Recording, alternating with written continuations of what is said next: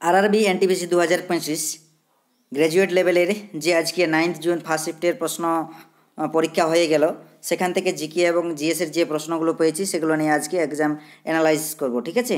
এবং এগুলো খুবই আপকামিং যে পরীক্ষাগুলো রয়েছে আর এনটিপিসির, সেগুলোর ক্ষেত্রে খুবই গুরুত্বপূর্ণ হবে, কারণ ওগুলো রিপিট করে আসে বা সেখান থেকে বা সেই টপিকের উপর থেকে আমাদের প্রশ্নগুলো আসে। প্রথমে দেখো, প্রথম প্রশ্ন কী রয়েছে, ভারতের শিশু মৃত্যুর হার কত, অর্থাৎ শিশু মৃত্যুর হার কত, অর্থাৎ এটা বা ইনফ্যান্ট মোর্টালিটি রেট কত।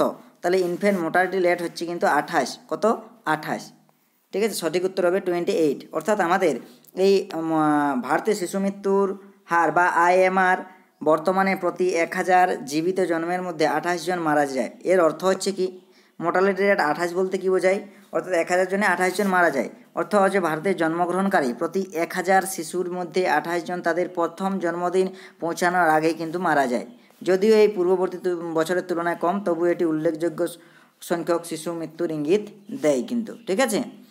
নেক্সট দেখো কী রয়েছে, নেক্সট প্রশ্ন কী রয়েছে, কোন কিবোর্ড শর্টকাট ব্যবহার করে, কোন কিবোর্ড শর্টকাট ব্যবহার করে টেক্সট কপি ও পেস্ট করা হয়, টেক্সটকে কপি এবং পেস্ট করা হয়। তাহলে টেক্সটকে কপি করা হয় Ctrl+C দ্বারা এবং পেস্ট করা হয় Ctrl+V দ্বারা। এবার ম্যাকে যদি দেখা যায়, ম্যাকে Command+C করা হয় আর ম্যাকে Command+V দিয়ে আমাদের পেস্ট করা হয়, ঠিক আছে। তাহলে এই হলো আমাদের কি কপি এবং পেস্ট। সম্প্রতি কোন দেশকে অন্ধত্ব মুক্ত ঘোষণা করা হয়েছে, এখানে দেখো WHO অন্ধত্ব, দেখো কি অপশান রয়েছে। ভারতও কিছু অন্ধত্বমূলক, যেমন ভারতও ঘোষণা করেছে এবং নাইজার, ঠিক আছে। তো সঠিক উত্তর আমরা বলছি অপশানে যে নাইজার ছিল আর কি, তো নাইজারই হবে। তাহলে ভারত এবং নাইজার সম্প্রতি একটি রোগ সম্পর্কিত অন্ধত্ব মুক্ত ঘোষণা করা হয়েছে। বিশ্ব স্বাস্থ্য সংস্থা অনুসারে ভারতকে ট্রাকোমা মুক্ত ঘোষণা করা হয়েছে, যা একটি ব্যাকটেরিয়াজনিত চোখের সংক্রমণ যা অন্ধত্বর কারণ হতে পারে। এবং বিশ্ব স্বাস্থ্য সংস্থা বা ওয়ার্ল্ড হেলথ অর্গানাইজেশন অনুসারে নাইজার প্রথম আফ্রিকান দেশ যেখানে জনস্বাস্থ্য সমস্যা হিসাবে অঙ্কোসারসিয়াসিস বা যা নদী অন্ধত্ব নামেও পরিচিত সেটি নির্মূল করা হয়েছে। নেক্সট দেখো কী রয়েছে, এমএস ওয়ার্ডে কোনো ট্যাব থেকে একই পৃষ্ঠার মাঝের মার্জিন সেট করা যেতে পারে। তাহলে নিচের কোন ট্যাব থেকে আমরা সেটা ব্যবহার করতে পারি, সেটা ট্যাব হচ্ছে কিন্তু ওই যে পেজ লেআউট থেকে। কি লেআউট থেকে? পেজ লেআউট ট্যাব থেকে কিন্তু আমরা ওটা করতে পারি। দেখো ওয়ার্ডের পেজ লেআউট ট্যাবের মধ্যে আপনি যদি আপনার ডকুমেন্ট সামগ্রী লেআউট সেট আপ করার বিকল্পগুলি খুঁজে পাবেন, এবং যার মধ্যে রয়েছে মার্জিন, ওরিয়েন্টেশন, কাগজের আকার বা সাইজ যেটা বলি আমরা পেপার সাইজ, এবং কলাম আমাদের কিন্তু সেখানে রয়েছে। নেক্সট দেখো কী রয়েছে, ভোলানাথ তিওয়ারি কোন বিদ্রোহের সঙ্গে সম্পর্কিত বা যুক্ত ছিলেন।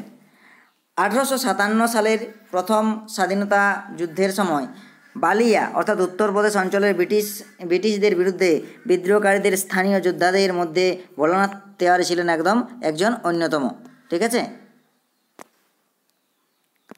পরের প্রশ্ন কি রয়েছে দেখো, পরের প্রশ্ন রয়েছে অরুণাচল প্রদেশের পূর্বে নিম্নলিখিত কোন দেশটি, মানে অরুণাচল প্রদেশের পূর্বে নিম্নলিখিত কোন দেশটি অবস্থিত, অর্থাৎ অরুণাচল প্রদেশের পূর্বে কে অবস্থিত। তাহলে অরুণাচল প্রদেশের পূর্বে অবস্থিত কিন্তু যে দেশটি সেটি হচ্ছে মায়ানমার, যাকে আমরা বার্মা বলে জানতাম আগে কী নেম জানতাম, বার্মা। ভৌগোলিক মানচিত্র অনুসারে অরুণাচল প্রদেশের পূর্বে মায়ানমার, পশ্চিমে ভুটান এবং উত্তরে চীনের সাথে সীমান্ত রয়েছে। এর অবস্থান দেখো, যদি দেখা যায় অবস্থান কী রয়েছে, উত্তর পূর্ব ভারতের একটি রাজ্য অরুণাচল প্রদেশ উত্তর পূর্ব ভারতের একটি রাজ্য। সীমানা এটি 3 দেশের সাথে সীমানা ভাগ করেছে, মায়ানমার, ভুটান এবং চীন, ঠিক আছে। নেক্সট দেখো কী রয়েছে, পোষণ অভিযান, ঠিক আছে। পোষণ অভিযান কাদের দ্বারা চালু হয়েছিল বা কার দ্বারা চালু হয়েছিল এই পোষণ অভিযান। তাহলে পোষণ অভিযান যে ministry of women and child ডেভেলপমেন্টের দ্বারা চালু হয়েছিল, এবং এটি মাননীয় প্রধানমন্ত্রী 8ই মার্চ 2018 তারিখে রাজস্থানের ঝুনঝুনু জেলায় পোষণ অভিযান শুরু করেন। এই অভিযানের মূল উদ্দেশ্য ছিল যে কিশোরী, গর্ভবতী মহিলা, স্তনদানকারী মা এবং 0 থেকে 6 বছর বয়সী শিশুদের পুষ্টির অবস্থার উপর জোর দেওয়া। এটাই হচ্ছে আমাদের কি পোষণ অভিযান। আমরা কেন তথ্য সাজাই বা ডাটাকে আমরা কেন সাজাই, ঠিক আছে। ডেটাকে সাজায় যাতে আমরা সহজে বুঝতে পারি, অর্থাৎ বোঝা, বিশ্লেষণ এবং কল্পনা করা সহজ হয়। যার জন্য অর্থাৎ আমরা ডাটাকে সাজাই বা ক্রম অনুসারে সাজাই, সেটার কারণে আমরা অতি সহজে কোনো তথ্য খুঁজে পাই বা বোঝা যায় বা বিশ্লেষণ করা যায় বা কল্পনা করা যায়, যার জন্য আমরা তথ্যকে সাজাই। একটি অর্থপূর্ণ ক্রমে ডাটা সাজানো নিদর্শন, প্রবণতা এবং বহির্মুখী বিষয়গুলি শনাক্ত করতে সহায়তা করে। এটি আরও দক্ষ অনুসন্ধান, দ্রুতকাঙ্ক্ষিত তথ্য খুঁজে বের করা এবং আরও কার্যকর সিদ্ধান্ত নেওয়ার সুযোগ করে দেয় কিন্তু এই সাজানো তথ্য। ঠিক আছে, নেক্সট দেখো কী রয়েছে, সুনিতা উইলিয়ামস মহাকাশে কতদিন ছিলেন? তাহলে সুনিতা উইলিয়ামস কতদিন ছিলেন? তিনি মহাকাশ যদি দেখা যায় মোট 608 দিন মহাকাশে কাটিয়েছিলেন টোটাল যদি দেখা যায়, কিন্তু আমাদের স্টারলাইনার এবং স্পেস এক্সের তার সম্প্রতি যে মিশনটি ছিল সেই মিশনে কিন্তু 286 দিন স্থায়ী হয়েছিল। অপশানে তোমরা যেটা থাকবে 608 বা 286 সেটাতে কিন্তু ঠিক করবে।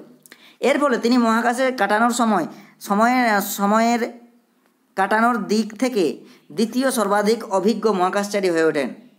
কার পরে? পেগি হুইটসনের পরে কিন্তু দ্বিতীয় স্থানে।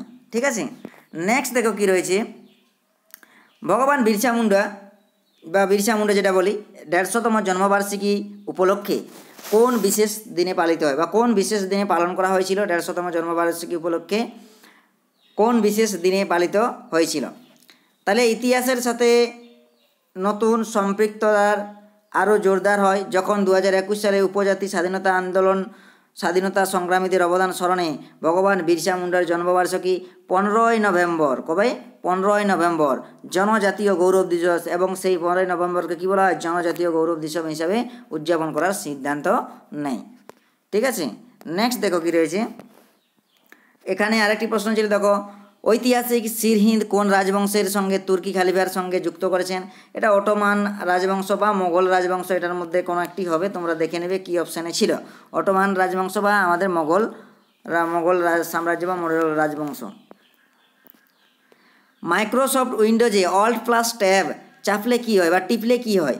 তাহলে অল্ট+ট্যাব যদি টিপা হয় তাহলে যে অ্যাপ্লিকেশানটা খোলা ছিল সেই পূর্বের অ্যাপ্লিকেশানে এবং উইন্ডোর মধ্যে সুইচ করা যেতে পারে। খোলা অ্যাপ্লিকেশান এবং উইন্ডোর মধ্যে কিন্তু সুইচ করা যেতে পারে, বা আগের উইন্ডো যেটা খোলা ছিল সেখানে কিন্তু আমরা যেতে পারি এই অল্ট+ট্যাব টিপলে। ঠিক আছে, নেক্সট দেখো কী রয়েছে, কেন সহযোগিতার ধারা সংশোধন করা হয়েছিল? Why was article cooperation amended? ঠিক আছে, তাহলে ভারতের সমবায় সমিতিগুলিকে সংবিধানের স্বীকৃতি এবং সুরক্ষা দেওয়ার জন্য 2011 সালের 97তম সংবিধান সংশোধনে, কত নম্বর? 97তম সংবিধান সংশোধনী আইন প্রণয়ন করা হয়েছিল। এই সংশোধনের উদ্দেশ্য ছিল যে সমবায়ের মর্যাদা বৃদ্ধি করা, বিশেষ করে গ্রামীণ এলাকার, এবং তাদের গণতান্ত্রিক কার্যকারিতা এবং কার্যকর শাসন নিশ্চিত করা। নেক্সট পরের প্রশ্ন কী রয়েছে, ভারতীয় ও সিঙ্গাপুর সেনাবাহিনীর অগ্নিযোদ্ধা সামরিক মহড়া কোথায় অনুষ্ঠিত হয়েছিল? এটা অনুষ্ঠিত হয়েছিল ভারতের মহারাষ্ট্রের দেবলালিতে। ঠিক আছে, সেখানকার আমাদের বিশেষ করে সেখানকার যে ফিল্ড ফায়ারিং রেঞ্জ, সেই ফিল্ড ফায়ারিং রেঞ্জে অনুষ্ঠিত হয়েছিল।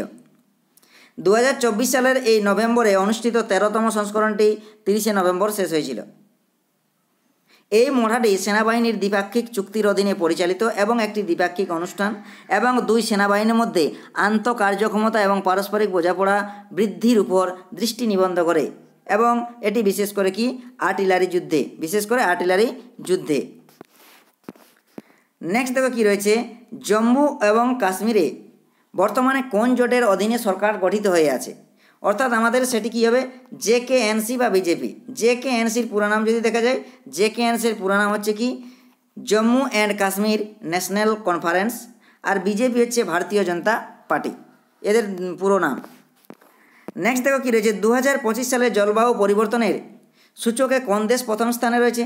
তাহলে জলবায়ু সূচক পরিবর্তন বা যেটাকে বলি জলবায়ু সূচক পরিবর্তন, ক্লাইমেট চেঞ্জ, ঠিক আছে, সেই সূচক সবচেয়ে প্রথম স্থানে রয়েছে কে?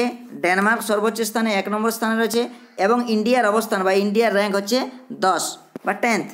ঠিক আছে, নিচের কোন নৃত্যে সঙ্গীত ব্যবহার করা হয় না? তাহলে দেখো আমরা অপশান কিছুগুলো নিয়েছি, এই অপশানগুলোর মধ্যে তোমরা বলো যদি এটা বটে তো। তাহলে আমাদের এই অপশানগুলোর মধ্যে ভালার ড্যান্স, কি ড্যান্স? ভালার ড্যান্স কিন্তু আমাদের কি কোনো মিউজিক ব্যবহার করা হয় না বা সঙ্গীত ব্যবহার করা হয় না। এখানে দেখো কি রয়েছে, যে কিছু কিছু নৃত্য যা কখনো সঙ্গীত ছাড়াই পরিবেশিত করা হয়, তার মধ্যে রয়েছে ভাল্লার নৃত্য, নিজেমা কোলে এবং কিছু ধরনের মাইক বা যে বাদ্যময় ব্যাখ্যামূলক নৃত্য রয়েছে সেগুলো কিন্তু আমাদের সঙ্গীত ব্যবহার করা হয় না। তো এই ছিল আজকের 9 শিফটের প্রশ্ন। ঠিক আছে, যাদের পরবর্তী এক্সাম রয়েছে তারা পরীক্ষা ভালো করে দাও এবং এই প্রতিটা শিফটের প্রশ্ন দেখে যাও। এখান থেকে বা এই টপিক থেকে আমাদের কিন্তু এই যেসব টপিকগুলো আমরা আলোচনা করছি সেখান থেকে কিন্তু অবশ্যই প্রশ্ন আসবেই। ঠিক আছে, হুবহু না হলেও অন্য প্রশ্ন আসবে। Thank you. যারা পিডিএফ নিতে চাও তারা টেলিগ্রাম চ্যানেলে জয়েন হয়ে যাবে। ঠিক আছে, থ্যাংক ইউ।